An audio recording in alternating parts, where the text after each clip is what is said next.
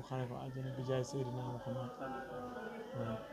kan mooy Abdoul Aziz Ndoye boo ñu ko doon wan rek ci nitam ban genre nit. waaw Abdoul Aziz Ndoye sama rakk la ñoo bokk ndey ak baay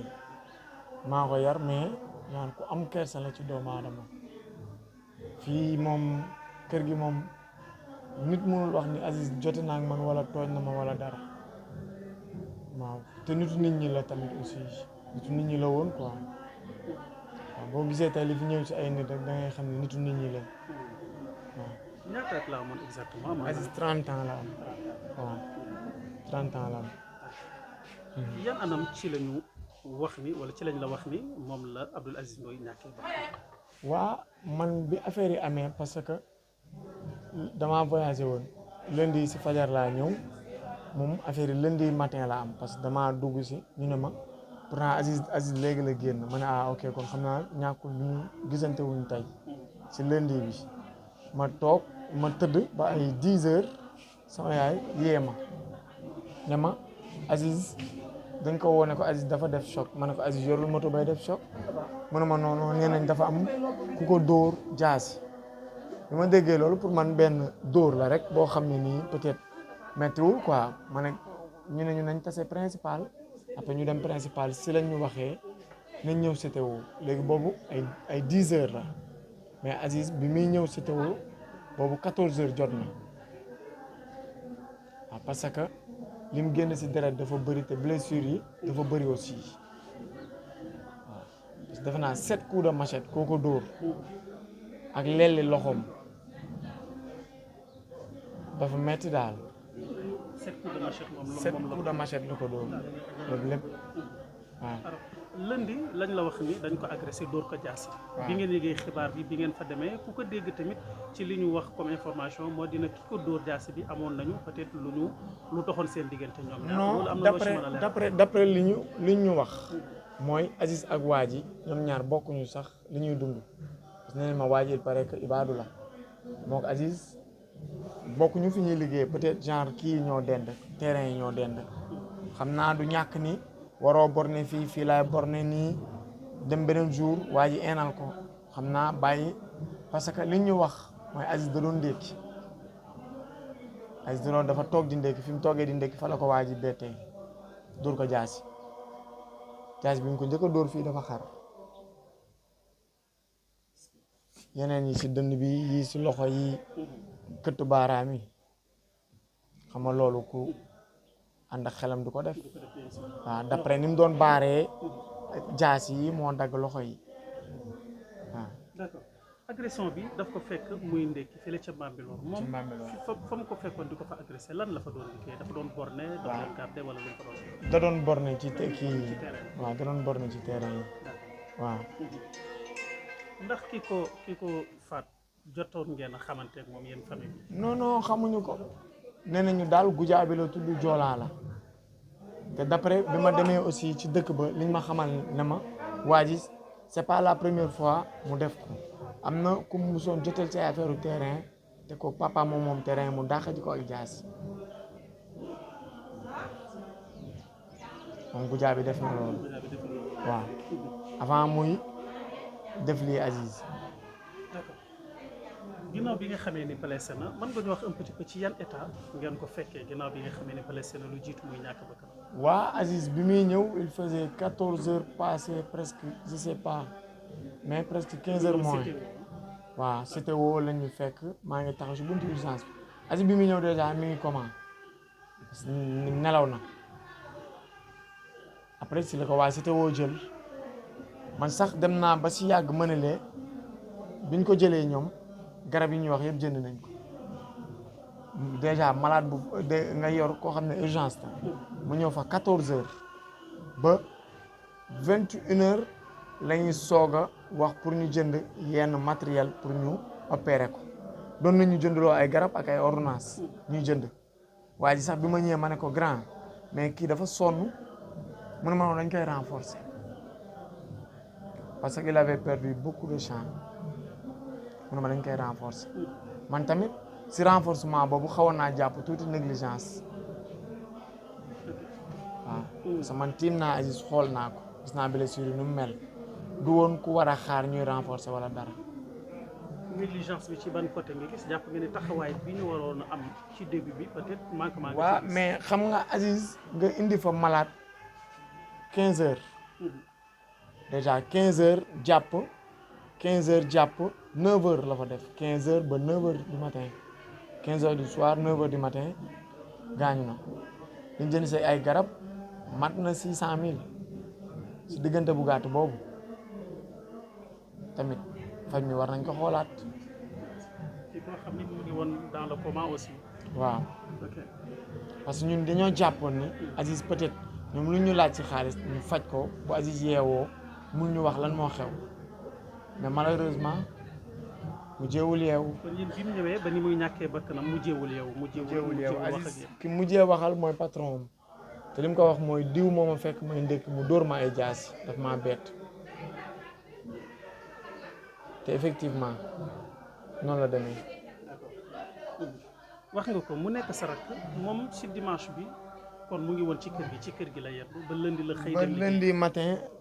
dimanche sax liggéey na wàcc parce que patron bi nee na liggéey si na dimanche ma jox ko xaalis ne ko suba boo xëyee bornel benn 150 mètres carrés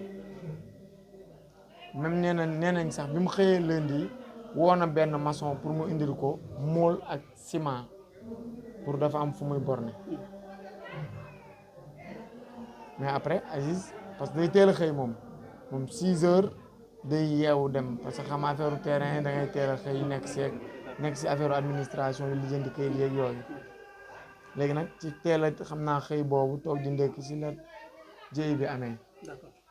bi fi amee ndax rapport d'autopsie bi aussi dafa confirmer ni effectivement dañ ko dóor plusieurs coups de machette. waaw ba kanam wala. si di jéeg yëpp loolu la autopsie bi loolu la wax autopsie bi photo naa ko mi ngi sama téléphone mun naa lire lépp waaw.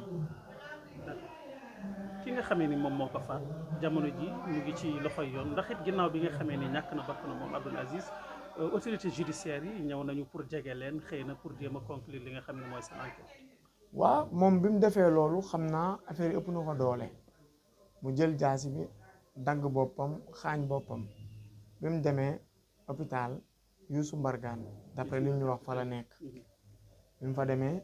après tombek ñun tamit defoon nañ plainte ak certificat médical bi yóbbu ko commissariat wu Bambilor gendarmerie Bambilor léegi si la commandant bi woote pour ñu jàpp ko mais comme dafa gaañ boppam léegi il fallait que dañ koy opérer pour soo ko defeere d'après li ñu procureur wax d'accord waaw. mais suite bi ginnaaw bi mu ñàkkee bakkanam ak léegi moom jéemu leen a jege autorité judiciaire yi peut-être. non si jegewaat nañ leen wax nañ leen ni diw il a rendu l'âme après ñoom ñu nañu dinañ def seen liggéey mais nag li may bañ xam nga tamit Sénégal si toutefois nga rey nit dañuy ñëw utal la këyitu dof te xam nga dofoo woon bi ngay def feey mais bi nga defee feey ba pare ñu utal la këyitu dof loolu tamit c'est waaw c'est déplorable quoi waaw. alors mu ngi waaj a nekk phénomène reyante bi rawatina ci jeunesse bi loolu lan nga jàpp ni vraiment moom moo ko waral wala boo ko doon jàngat ban gis-gis nga ci am. doy na waar parce que tamit xam nga après nga rey nit ñu yóbbu la 100 mètres 2 ans 3 ans nga génnaat nag say activité waroon nañu appliquer charia ku rey ñu rey la waroon nañu appliquer loolu waaye peine de mort ku rey ñu rey la. ban sàkkuteef ngeen di sàkku ci justice ci li nga xamee mooy xew ñàkk bakkan Abdoul Aziz Ndoye te kii ko rey jamono ji doonte ne mu ngi ci loxo yoon du ñàkk am na sàkkuteef bu ngeen am. waa na yoon def liggéeyam na yoon def liggéeyam parce que tamit bakkan dafa fort quoi surtout koo xam ne récemment rek la may yaayam ay terrain su la ma tagul 1 mois la may yaayam ay terrain kayit di sax defe naa genre li ko dese mu génn bëreetul nga ñëw rey ko nii comme ça tamit dafa yomb daal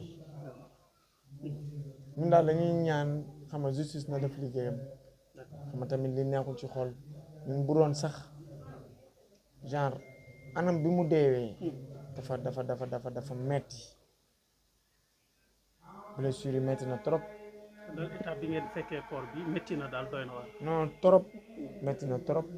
yàlla xam na loolu man mii toog naa ak sama yaay bi ma gisee Aziz ñu koy dugal sama yaay bi ma woowee téléphone dama ne ko Aziz mii nañ ñaan yàlla mais bu dundee dina ma jaaxal Aziz bi mu ñëw hôpital ak fi muy gaañu matul 24 heures 15 heures la ñëw hôpital 9 heures ci suba la gaañu te 9 heures ci suba bi mooy ñëw nañ fanaan nañ ba xëy suba ñu ne ñu mi ngi reyaa peut-être am na benn major bu ma xam foofu ma expliqué ko mu ne ma doo ko mën a gis mais mun naa leen ubbil vitre bi ngeen xool ngeen taxaw ci verre yi xool ko daal si lañ taxaw ci verre yi xool ko boobu mi ngi dund après 30 minutes après si lañ ñu woo ne ñu kaay leen ñàkk na bakkanam. ñu leen di encouragé waat di leen masaw bu baax a baax monsieur Ndoye. waaw merci mais am na aussi lu ñu war a dénoncer maanaam am na lu ñu war a dénoncer ci hôpital bi parce que ñun mënuñu ñëw li ñu fa def si moins de 24 heures li ñu jënd ci ay garab man na 600 000 ay carton la woon garab yi ay carton lañ doon jënd di joxe parce que ñun tamit dañoo amoon yaqin ni peut-être yàlla nag moo yor bakkan waaw mais amoon nañ espoir ñu mun na ñëwaat. biñ leen di jëndaloo garab. waaw maanaam li ngeen fay ci garab. dafa bëri defoon na ci yéen espoir. ba pare def loo ñu ay rajo ñu dem ba ci biir ma ne waa ji ana rajo yi mu ne ma non mujjeewul def rajo yi ma ne kon da ngeen koy annulé ñuy jàppante ay annulation loo xam ne nii yow defu ko ba pare nga bind ko ci xaalis ñu wax nga annulé ko maanaam ñun ñu ñëw pour jël suñu koor ñu ne ñu noonu mënoo leen ko jëlee noonu ñun bañuñu bu dee lii pare nañ pour fay ko amul problème bu dee yeneen yoom yoo xam ne ay yu sew sewaat mais mënoo ñëw ñun bañuñu fay mais liñ ñu wax ñëw non opération ak lii 456 000 je sais pas genre yu demee noonu ma ne kon nag sa waay lii àdduna loo gis mën nañ ko waxtaanee parce que ñun dañoo ñàkk mu ne ma non hôpital bi amul maratoire loolu fu mu am ci nit ku ñàkk bakkanam. waaw ñi ma sama nijaay yi dama leen ko waxoon ñoom ñoo xaw a dëgër dama leen doon wax na man dañ leen bàyyi néew bi fu nga xam ne demal moom ñun perte nañ ba pare il a fallu ñu fay xaaj bi pour ñu mun ñu ko jox léegi ñun dépensé nañ 800 000 yoo xam ne dem na dans l'air si moins de 24 heures après ngeen ñuy